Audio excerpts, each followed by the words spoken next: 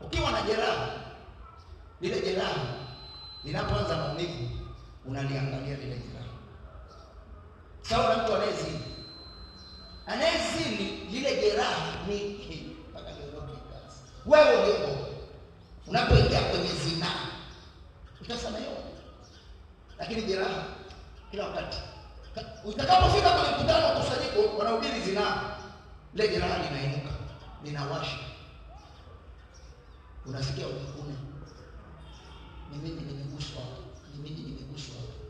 Yesu asifiwe. Amen. Yesu asifiwe. Amen. Maisha ya wokovu yana kanuni zake. Sasa Mtume Paulo anaelezea jinsi alivyokutana na Yesu. Lakini ngoja nikueleze kitu. Huyu Paulo anapata mtu ambaye ni mtawa, ambaye ndiye aliyesababisha, aliyetamka neno, sio Mungu Yesu. Sasa ndiye aliyetamka neno, zile vitu vikaanguka. Kuna mahali wanasema magamba yakaanguka. Nani huyu? Anani mtawa, mtu mtakatifu, ndiye aliyemtamkia neno, ndio akasema akapata kuona. Kwa hiyo Mungu anafanya kazi pamoja na wataua, anafanya kazi pamoja na watakatifu. Usifikiri kwamba ni Mungu. Kwa hiyo wokovu ni Mungu, ni Yesu alisema naye. Lakini kwenye kufanywa deliverance ni watu ndio wanamfanyia deliverance. Umeelewa nilichozungumza? Umeelewa nilichozungumza? Amen. Kwenye kuokoa ni Yesu. Kwenye deliverance, kufunguliwa, ni mtu aliyesimama na Yesu, ndiye atatumwa aje akufungue. Kwa hiyo Anania ndiye aliyekwenda akamwambia, mpendwa ndugu yangu Sauli, ndio 1, 2, 3, Bwana amekuonyesha haya. Sasa nakuambia sasa upate kuona. Anasema ndipo nuru ikanijia nikaona. Haleluya. Amen. Sasa ngoja nikuulize. Huyu jamaa ukichukua historia yake, anasema nikaanguka, nikakaa siku 3 sikula wala kunywa. Yaani ili aanze kazi ya kumhubiri Kristo 3 kafa. Wewe ulipookoka umeshapiga tatata, ngala mti udongo 3 kafa, ni mti udongo. Sasa kama wewe ni mtu ambaye wewe umeokoka, lakini hata 3 kavu za kusema ngoja ni usulubishe mwili hujaweza, basi bado rudi, sema nini? Ndio maana vitu vya kimwili vinakufa kwa kuufisha mwili, kwa kufisha mwili. Ukifisha mwili na tabia za kimwili zinakufa.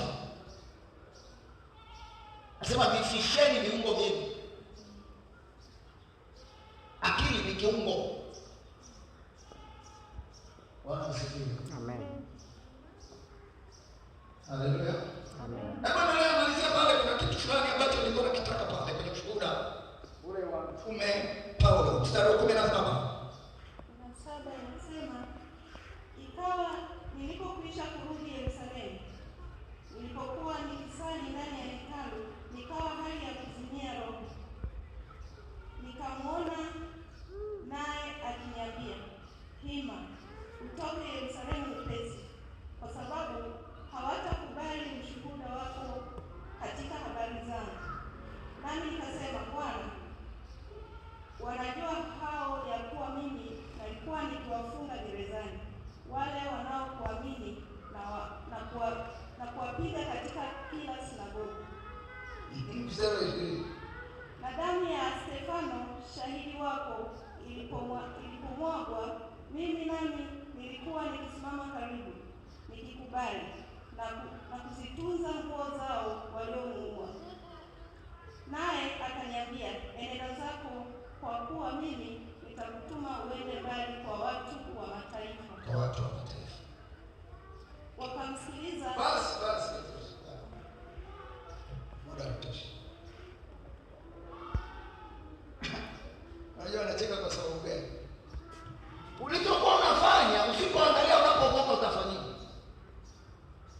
Anasema mimi nilikuwa ni mmoja wapo wa kuwafunga watu gerezani, kuwashtaki na kuwafunga gerezani. Na Stefano mtumwa wako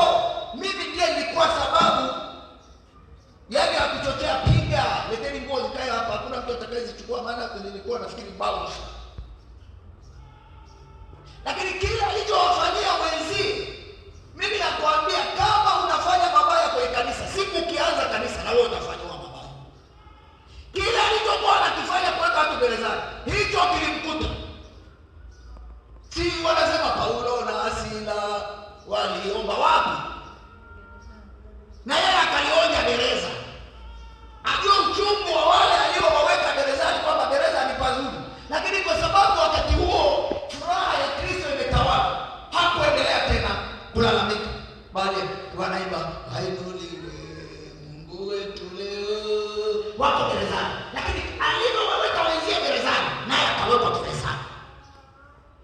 Nisaidie kusema amen. Amen. Aone machungu.